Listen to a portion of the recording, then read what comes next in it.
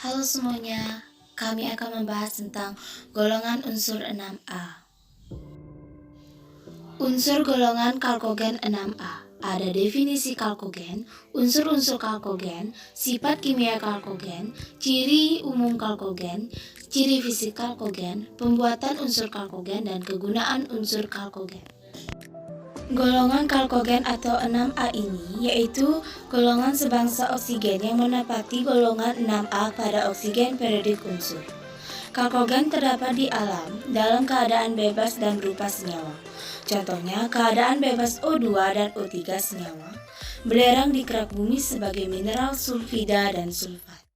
Unsur-unsur golongan 6A ini terdiri atas unsur oksigen, belerang, selenium, tellurium, dan polonium. Ini adalah unsur-unsur golongan 6A pada tabel periodik. Sifat kimia oksigen. Oksigen mempunyai bilangan oksidasi -2 kecuali pada senyawa perioksida -1 dan pada superoksida -1/2. Oksigen merupakan oksidator yang dapat mengoksidasi logam dan non-logam. Jika dipanaskan dengan logam alkali, oksigen dapat membentuk superoksida. Oksigen bersifat non-toksik. Sifat kimia sulfur. Belerang suka bereaksi dengan unsur-unsur lain pada suhu biasa.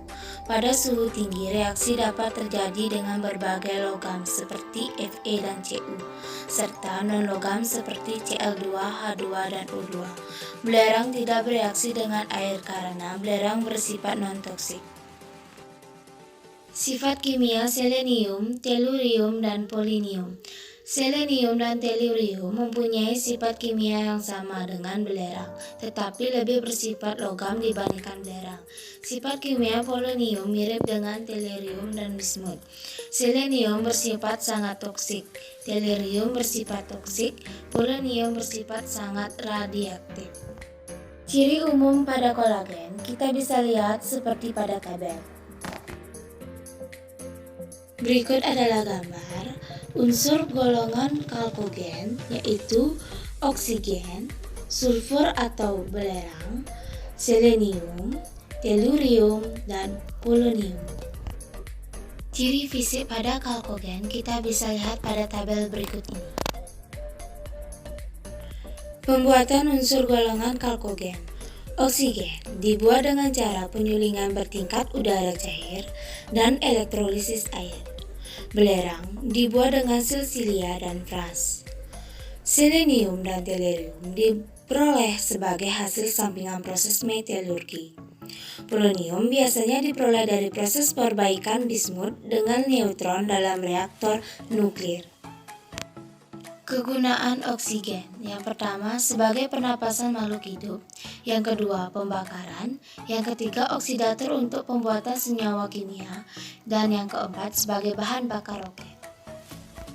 Kegunaan belerang. Yang pertama, untuk membuat asam sulfat. Kedua, vulkanisasi karet. Ketiga, membasmi penyakit tanaman dan senyawa CS2.